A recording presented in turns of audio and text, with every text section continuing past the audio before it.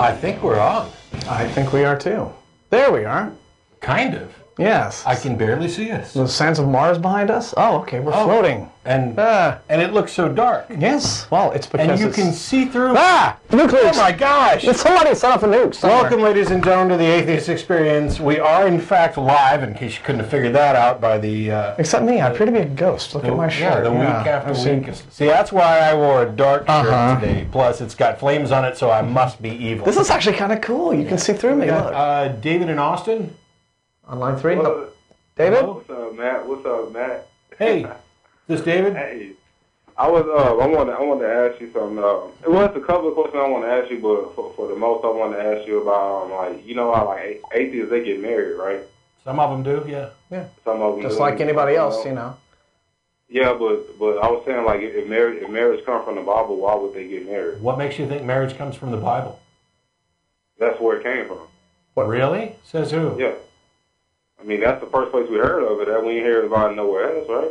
Really? Where is it in the Bible? And what makes you think that's the first place? Marriage is it's a state-sanctioned corporation institution, and I don't have to be involved in any church or religion in order to get married. And if you only got married in your church without the certificate from the state, you'd get no benefits from it. Marriage isn't something that the Bible that was invented by the Bible or anybody else. As a matter of fact, for years, the idea of marriage as it exists now did not exist. And the Bible endorses, for example, polygamy, among other things. So I don't know where you got your information that marriage comes from the Bible, but it's wrong. And so all those people in cultures long before the Bible existed, like ancient Rome, ancient Egypt, Babylon, all those ancient cultures, people were getting married there too, long before there ever was a Bible. So, yeah, but back then it was just, I'm going to give you my daughter in exchange for some property. And it was like that for many years into the Christian era as well. Marriage was about political alliances, family alliances, financial alliances between kings and queens and daughters and this noble house and that noble house. So it's actually a pretty recent social change, you might say, for a boy and a girl to meet and fall in love and tell mom and dad we're in love and we're getting married. That's so it's not. Bible really doesn't have a whole heck of a lot to do with it. So. All right. Well, can I ask you one more question? Sure. Yeah. Okay. Another thing I kind of wanted to know was like, all right. I'm sorry. This is kind of weird because I actually thought that's where it came from. Like Adam and Eve. And, that's okay. The number of things. There's a number of things that people believe, popular conventions, kind of like good old-fashioned folk wisdom and stuff, that, for example, this is a Christian nation founded on Christian principles. None of that's true. There are people who think that the national motto of "In God We Trust," which was added in the 1950s, has always been there, and that's not true. There's a campaign of misinformation, and by and large, people, including myself, including most of the people I know, people are generally lazy. And if you get information from a source that you trust, you tend to go with it until it fails you. I mean, it's just the way we work. I'm saying, like, what about like answering to somebody? It's like if there's nobody, like, I mean, like I'm only 27, and like my whole life I've heard of God, God and Jesus and the Bible and all that. And it's like, not saying it was like forced on me, but it's kind of like embedded in me, Sure. What I'm saying? Well, yeah, you grew up with it. Like the same way. Yeah, we all kind of grew up with it. And it's like to kind of like hear like you have nobody to answer to. It kind of like puts you in position where you can think like, well, if I ain't got nobody to answer to, it's like I can do whatever the hell I want to do. What makes you like, think I have nobody to answer? Whatever comes to my mind, I could just do it. Yeah, but you see, that's another one. That's more of this kind of cultural misinformation that Matt was talking about before.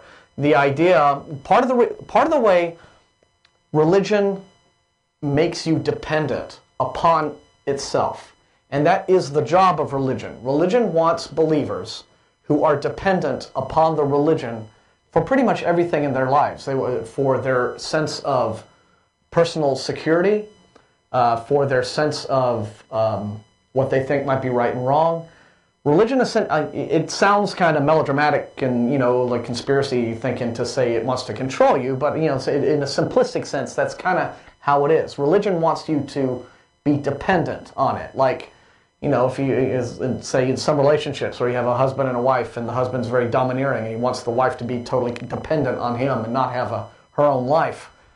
It's a similar situation to that. So one of the ideas that religion has sort of put out there in this culture is that in terms of right and wrong and what you can and can't do, if there isn't a God, well then maybe that must mean you have no one to answer to, and therefore you have no limitations on your behavior, you can do whatever you want.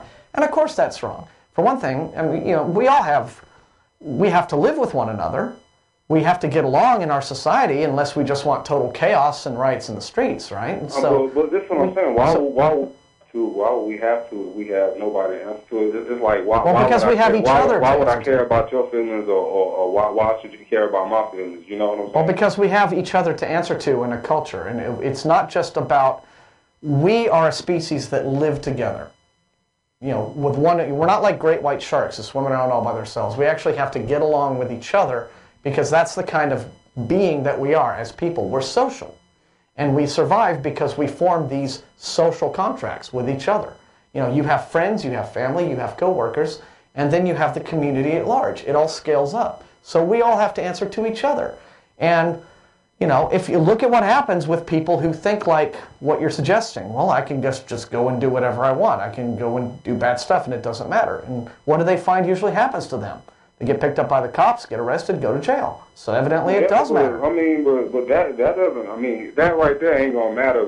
Versus, the prize you're trying to get. Like, okay, I'm not trying to say nothing like racial and nothing like that. But like black people growing up, you know what I'm saying? It's kind of a lot different from the way white people was growing up. Like we would see like dudes riding around in the big body cars and fine girls and money and all that, and we want that. You know what I'm saying? We're not looking at, well, let's go get successful and get a good job and all that. Let's do it the easy way. You know what I'm saying? Like, honestly, if there's nobody to answer to, it's like we won't see nothing wrong with that. It's all good to do that. It's all good to go rob and steal and do all that, regardless of what the law said. But if the law picks you up and puts you in jail, then, you can sit there in your jail cell all day long trying to convince yourself that what you did was fine and good. But if you've had your freedom taken away and then you've had your rights taken away because you're a convicted felon, then, if that doesn't get the message across to you, then I don't really see what will.